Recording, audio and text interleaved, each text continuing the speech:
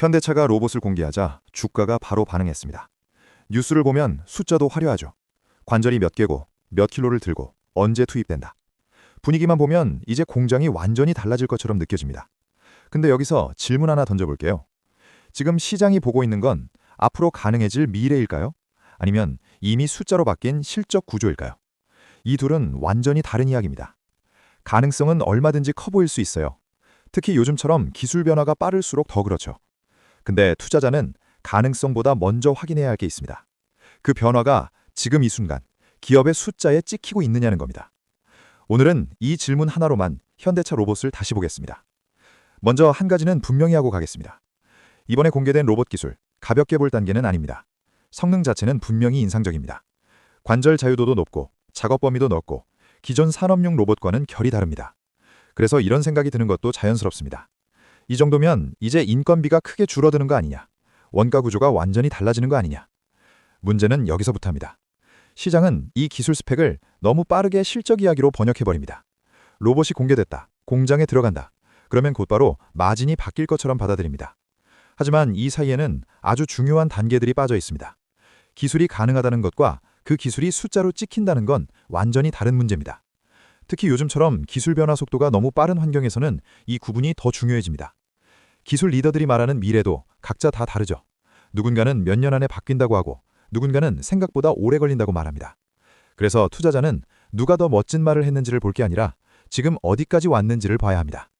이걸 구분하지 않으면 가능성을 실적처럼 착각하게 됩니다. 그래서 여기서 기준을 하나 세워보겠습니다. 스펙 이야기는 잠깐 내려놓고 숫자 하나만 보자는 겁니다. 차량 한 대를 만드는데 얼마가 달라졌느냐? 이 질문 하나면 충분합니다. 로봇이 들어가서 차량 한 대당 절감되는 금액이 10만 원 수준이라면 이건 기술 이벤트에 가깝습니다. 반대로 한 대당 수백만 원이 달라진다면 그때부터는 원가 구조 이야기를 해도 됩니다. 문제는 뉴스가 이 둘을 구분해주지 않는다는 겁니다. 같은 로봇 투입이라는 말 안에 10만 원짜리 변화와 300만 원짜리 변화를 한꺼번에 묶어버립니다. 그러다 보니 시장에서는 아직 숫자로 확인되지 않은 변화까지 미리 앞당겨서 해석하게 됩니다.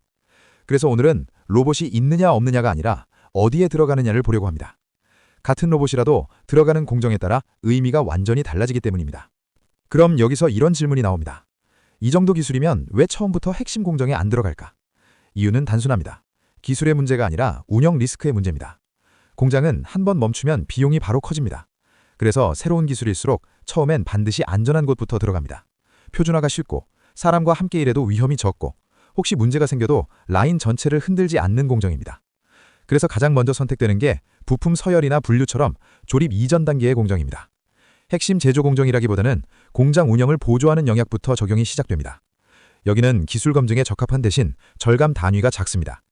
차량 한 대 기준으로 보면 이 공정에서 줄일 수 있는 비용은 대부분 수만 원에서 많아야 10만 원대 수준입니다.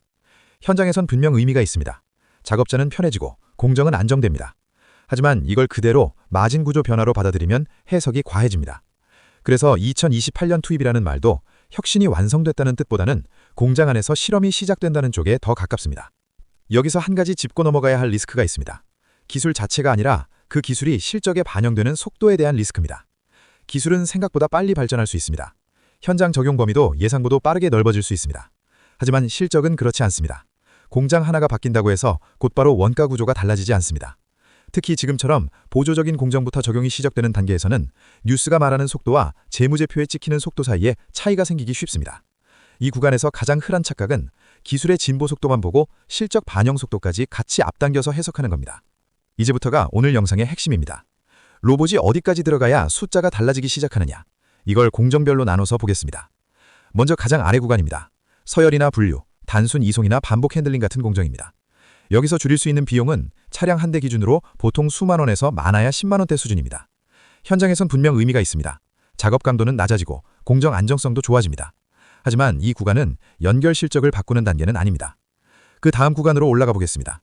일부 검사 자동화, 재작업 동선 축소, 물류 지연으로 생기는 라인 대기 시간을 줄이는 경우입니다. 이때부터는 조건이 붙습니다.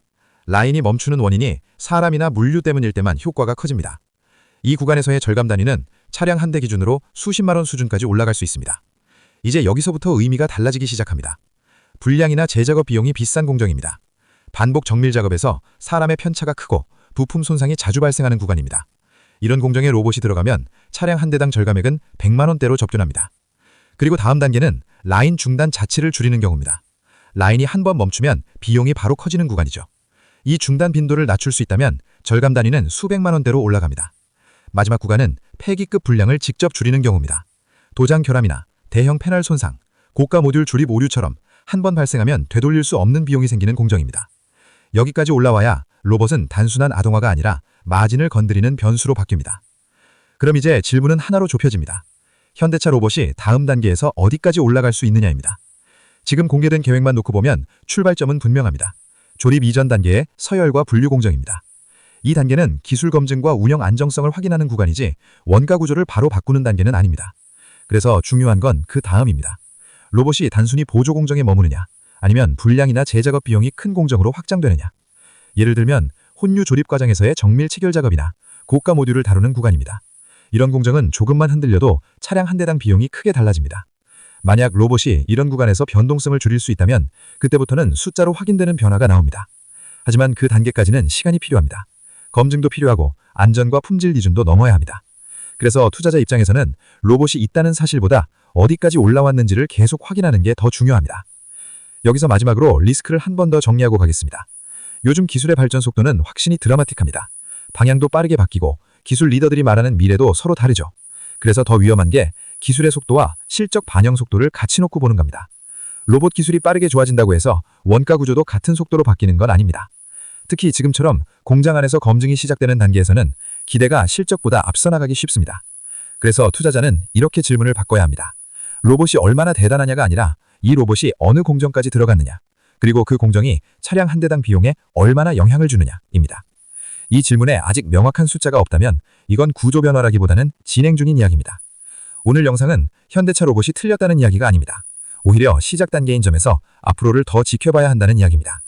다만 뉴스 하나만 보고 이미 모든 게 바뀐 것처럼 확신하는 건 투자에선 항상 위험합니다.